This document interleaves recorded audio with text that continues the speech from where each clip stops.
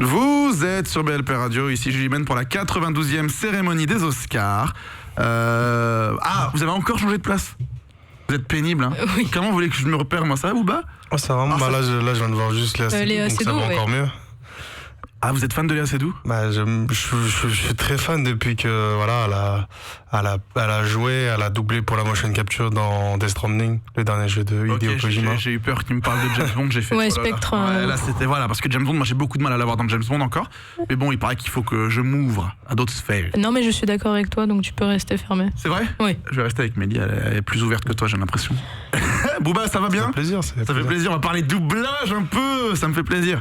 Alors, qu'est-ce que t'as déjà... Alors, quel est votre avis sur le doublage? Ça, c'est la première question. Mélie, le doublage, est-ce que déjà ça te parle ou est-ce que t'es anti-doublage? Ah non, moi je suis pas du tout anti-doublage. D'accord, donc pour toi, c'est quelque chose qui est important. Surtout que le doublage français est réputé comme étant l'un des meilleurs au monde. Donc, oui. Donc c'est pas mal déjà. C'est pas mal. Mais après, est-ce que aujourd'hui tu comprends, toi Bouba, que le doublage soit la cible de diverses critiques? En fait, c'est compréhensible. Je pense qu'il y a diverses critiques parce que toujours, je pense qu'un acteur en VO, en version originale, justement, il a sa voix. Sa voix fait partie justement de son jeu. Et donc quand il joue, voir un film en VO, c'est important pour vraiment capter vraiment tout le jeu, le 100% en fait. Un doubleur, il va faire de son mieux, mais il va pas pouvoir retranscrire le tout vraiment fidèlement. Ça sera toujours peut-être 80-90%, mais ça sera jamais 100% du doublage. Donc je peux comprendre, même si j'ai été élevé par le doublage français, j'ai regardé énormément, que ce soit des dessins animés ou même des films qui étaient uniquement en VF, même des animés tout simplement en VF, et j'apprécie toujours la VF aujourd'hui. Il y a même des choses que je ne peux plus regarder en VO, tellement j'apprécie la VF. Donc je peux comprendre qu'il y ait des critiques, mais moi ce que j'aimerais revenir, c'est plutôt sur le star talent. Ouais. Tu sais, là aussi, c'est aussi un autre problème, c'est que, en gros, pour vendre un film souvent d'animation. Spider-Man, par exemple, tu peux prendre Spider-Man avec les joueurs de foot qui ont fait du doublage. Ouais, voilà, ou même, je crois. Après, t'as eu Ratchet et Clank où c'est Squeezie qui a fait la voix, t'as eu Bob l'éponge où c'est Cyprien. Oui, après, ça, c'est des petits rôles. Que des grands films. Ouais, mais au final. Oui, c'est de la pub, mais après, tu vois, je préfère un film comme Bob l'éponge qui va mettre en avant peut-être.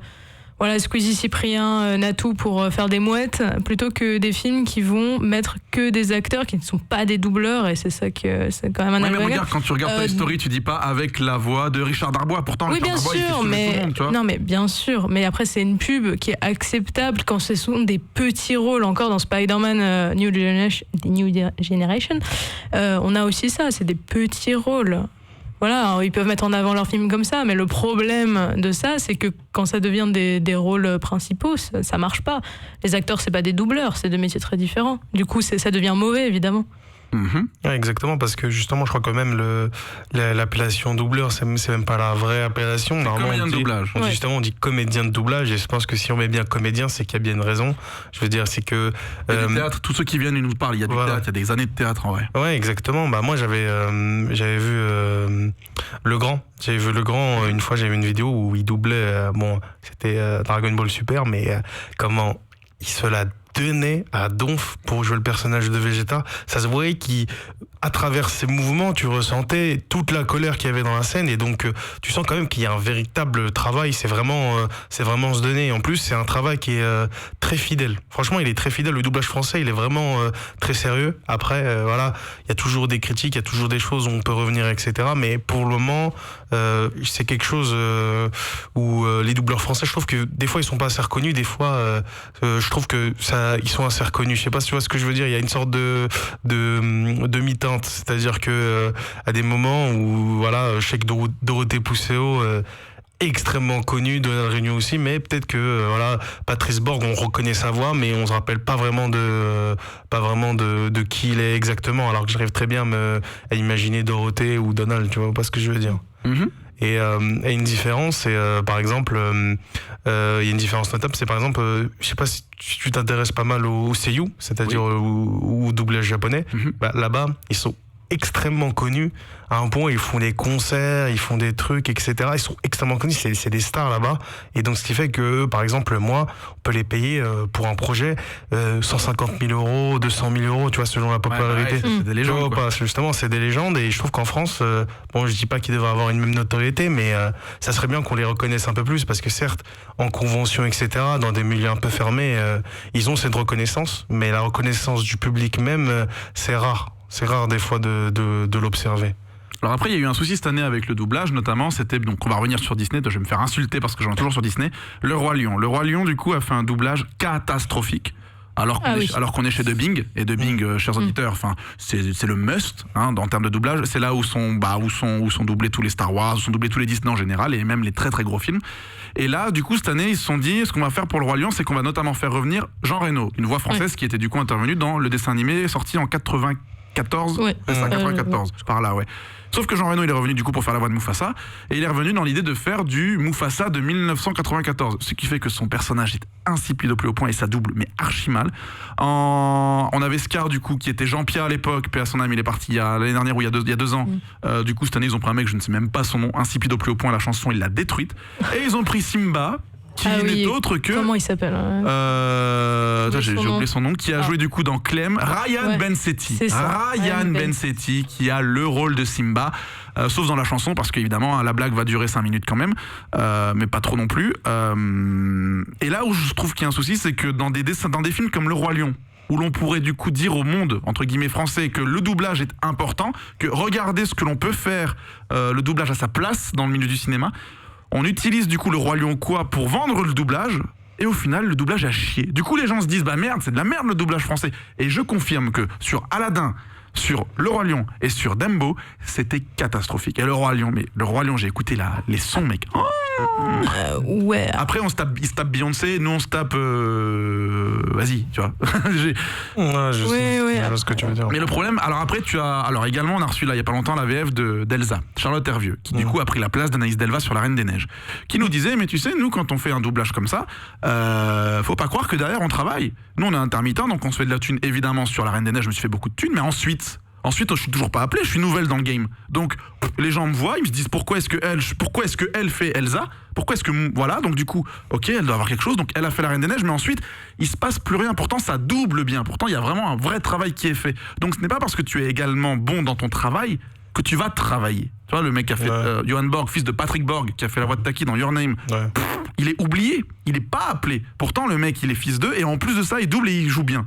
Donc tu te dis ok, pourtant derrière ils vont chercher d'autres gens.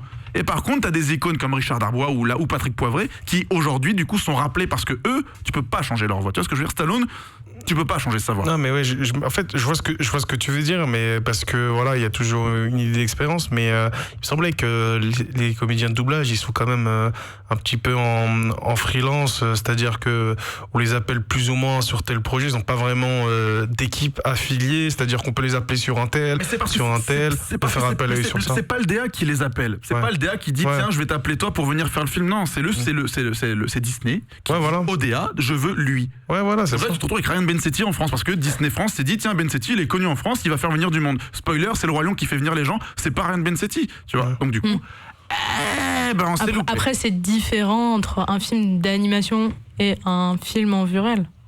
C'est deux choses différentes quand on va doubler un acteur, vraiment son personnage, quand on le voit à l'écran, et des personnages de dessin animé. Pour moi, je pense qu'on voit plus la performance d'un comédien à travers un dessin animé qu'à travers un film. Mais bien sûr. Donc si à travers un dessin animé t'es une purge, à travers un film, ça va être compliqué. Non mais oui, c'est vrai.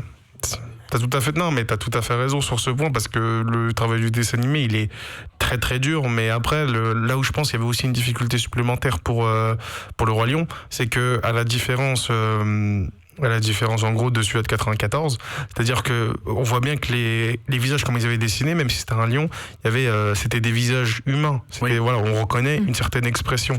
C'était beaucoup plus méconnaissable. Là, le fait de rajouter simplement la même tête, tu vois, mais les sourires et tout, tu peux plus vraiment les capter. C'est tout de suite beaucoup plus dur, tu vois pas ce que je veux dire. Après, ce qui est intéressant aussi avec les comédiens de doublage, si on prend par exemple ceux du Marvel Cinematic Universe, que ce soit Thor, Iron Man ou quoi, ils ont eu le temps, entre guillemets, de s'adapter à l'acteur, et donc ils se connaissent par cœur. Donc évidemment que le doublage il est extraordinaire, parce que c'est des jumeaux, les mecs. Tu vois ce que je veux dire? On se pose plus 1001 questions. Je sais comment il réfléchit, je sais comment il pense, je sais comment il respire, donc tu suis le rythme. Ouais. Si toi t'arrives dans le doublage et qu'on te dit tu vas faire lui, bah il faut que tu prennes aussi le temps de découvrir l'acteur que tu vas doubler. Et puis ensuite, bah démerde-toi mon gars. Mais c'est sûr que si on te donne ta chance sur un acteur, puis sur un autre, puis sur un autre, puis sur un autre, bah à un moment donné, c'est sûr que t'es un peu en freelance comme tu le disais, et tu te dis bah merde. C'est ce que je veux dire. Ouais. Surtout que pour Disney, il faut savoir que les acteurs ou les comédiens de doublage qui viennent, ils savent pas qu'ils doublent un Disney. Ils reçoivent une lettre marquée tu viens doubler, je sais pas, une patati patata, c'est flouté, il y a pas le vrai nom. Et c'est quand ils arrivent en studio que là Disney leur dit tu vas doubler la Reine des Neiges. Ouais, mais après ça se fait. Vas-y, je te laisse. Ouais, mais après ça dépend parce que par exemple dans les Marvel, c'est toujours les mêmes doubleurs. Oui. Donc ils savent au bout d'un moment, qu'ils vont doubler. Je connais pas tous les noms des doubleurs de chez Disney, mais... Non, mais après, oui, Disney, c'est vrai qu'ils ont leur récurrence, évidemment. Ça, c'est sûr que Richard Darbois, ça restera toujours la voix de Buzz l'éclair. Demain, Buzz l'éclair, c'est pas Richard Darbois, ils sortent pas le film, tu vois ce que je veux dire. C'est comme ça que ça marche. Il y a pas 1001 choses à dire. Mais après, là, tu prends l'exemple d'un dessin animé, mais sur les films, justement... Regarde, Logan qui est sorti, du coup, il y a 3 ans, la VF de Logan, pour Logan, ce n'est pas la même. Parce qu'il y a dû avoir un problème au niveau du contrat. Peut-être que le comédien qui du coup se disait tiens, je vais rester avec Hugh Jackman parce que à force de le faire, ils peuvent pas se passer de moi. Bah spoiler. Après là encore une fois, tu prends pas un Disney comme exemple, du coup ça ne marche pas. Après je suis sur les Disney parce qu'il y en a eu beaucoup cette année, notamment des live action. Disney, après ils sont pas tout seuls quand on les appelle pour doubler quelque chose. Généralement, surtout quand il y a plusieurs doubleurs, plusieurs comédiens de doublage, je veux dire, il y en a un qui n'est pas là pour doubler, mais qui fait partie du métier, qui est là justement pour les diriger, qui lui connaît le projet. Voilà, il y a toujours quelque chose. Ils sont pas livrés à eux-mêmes, tu vois. Il les met au parfum, il leur dit comment jouer la scène, etc. Ça dépend si le DA du coup est un comédien, parce que si le DA n'a rien à voir avec un comédien. Moi, j'avais vu une interview en tout cas, je regarde pas mal Donald Ryu. Donald Ryu, il double, il double et il est DA. Il a été DA sur les Star Wars notamment. Sur ses streams, tu vois, sur les streams de Donald Ryu, je le regarde pas mal. Et justement, il dit voilà. Quand il amène un collègue à lui, Patrice Borg, ou qui est déjà passé, ou même Dorothée Pousseau, quand il les amène, il dit tu te rappelles quand moi j'étais DA sur ce truc avec toi, voilà. Ils le sont beaucoup. Des fois, et c'est du métier. Après, je sais pas si c'est tout le temps du métier ou pas, mais il me semblait que c'était naturel qu'ils prenaient quelqu'un du métier pour les former. Alors, tu vois, là on a reçu Philippe Ariotti, donc qui est la voix du coup de Freezer dans les DBZ, et il nous disait que lui le doublage, le DA, ça l'intéressait pas. Tu vois, on lui a jamais réellement proposé, mais il n'est jamais réellement allé chercher le truc, quoi. Pourtant, il a plein de potes, comme Patrick par exemple, qui lui ont dit, ou Donald, vas-y, carrément, je fais ça. Parce que c'est encore un autre taf, tu vois, d'écouter, parce que là, du coup, t'as toute une pression qui est là, celle des studios, celle du coup de la maison dans laquelle tu fais le DA, celle du film. Tu vois, c'est pas les mêmes responsabilités au niveau du directeur artistique et au niveau du comédien de doublage. Et donc, il y a aussi le fait de se dire, est-ce que je prends toute cette pression ou pas? En coulisses, j'ai Mathis qui me dit, dans la famille Adams, Kev Adams. Oui, c'est pas pour rien, évidemment. Ouais, ça c'est le Star Talent en plus pour faire une petite blague. Évidemment. Oui. Qui revient. Et puis en plus, Kev Adams, si tu veux, c'est. Oui, c'est très drôle. Bref, alors, nous sommes à 4 minutes des Oscars. D'accord. On va parler du coup pendant ces 4 dernières minutes de films français qui sont sortis cette année, un petit peu. Ensuite, on lance du coup une bande-annonce qui sera Cuban Network. Et par la suite, du coup, on arrive et on va pouvoir discuter avec nos petits dossiers de toutes les récompenses qui arrivent, tout en discutant de plein de choses. Ok. Les films français de cette année, nous avons eu Edmond, qui est sorti, qui a été écrit et réalisé, mis en scène et par monsieur Alexis Michalik, que nous avons reçu à la radio aussi. Bien, pas bien? Tu as vu, t'as pas vu? Non, Edmond, je l'ai pas vu encore. Moi, j'ai vu. Bien, pas bien? Ouais, j'ai beaucoup aimé. Ok, premier film en plus de l'année qui est sorti, et c'était quand même suivi par Le Chant du Loup. Ouais. Donc Le Chant du Loup, pareil. Ça a très bien commencé. L'année. Ouais. Derrière, on arrive avec Mon Inconnu. Donc Mon Inconnu, pareil, moi j'ai été agréablement surpris. Ouais, là, bien. Pourtant, franchement, j'y suis allé en mode qu'est-ce que je vais regarder? Et pourtant, écoute, belle surprise. On a eu le nouveau Cédric Clapiche. 2 mois. 2 mois. Pareil avec François Civil. Avec toujours François Civil. Non, on a eu Alice et le maire. Alors moi j'ai beaucoup aimé Alice et le maire, mais après... Oui, avec Lucchini et... comment il s'appelle et Girardot. Non, comment il s'appelle On va laisser les coulisses travailler un peu. On a eu quoi d'autre en France? aussi Portrait de la jeune fille en feu. Portrait de la jeune fille en feu. Ouais. On a eu J'ai perdu mon corps. On a eu Les Misérables. Les Misérables, oui, bien sûr. On va y revenir sur Les Misérables parce qu'évidemment, il va y avoir une catégorie qui va en parler. Et puis, c'est important de discuter des Misérables. Il y a aussi, je crois, 3 jours et une vie de Nicolas Boukrieff. Ça me parle. Oui, j'ai pas vu ça. Moi mais non je plus. vois. Mais attention, il y a eu plein de trucs français qui. Ah oui, il y a eu le jeune Ahmed. J'ai pas du tout aimé. Vraiment, je me suis énervé. Ensuite, je me suis dit, putain. Oui, il y a eu pas mal de choses. Il y a eu Chambre 212 aussi avec Chiara Mastroianni qui a été primée à Cannes pour meilleure actrice. C'est vrai, on a eu ça aussi. C'est vrai qu'on a eu ça aussi. Putain, on a eu plein de trucs. Et bizarrement, écoutez, c'est Les Misérables qui est sorti du lot cette année.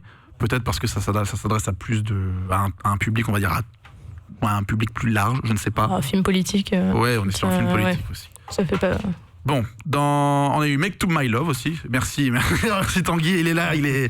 Oui, vous avez qu'à écrire. Mounir, si vous voulez parler, vous avez qu'à écrire sur le petit ardoise. Il n'y a pas de souci. Ils discutent. Dans tous les cas, chers auditeurs, nous on va se retrouver du coup juste après la bande-annonce du coup Cuban Network pour célébrer ensemble la 92e cérémonie des Oscars. Ça y est, on est parti. Cela fait du coup 4 heures que nous sommes en direct. On a attaqué du coup la deuxième moitié et du coup on se retrouve juste après pour la 92e cérémonie des Oscars. On regarde Cuban Network.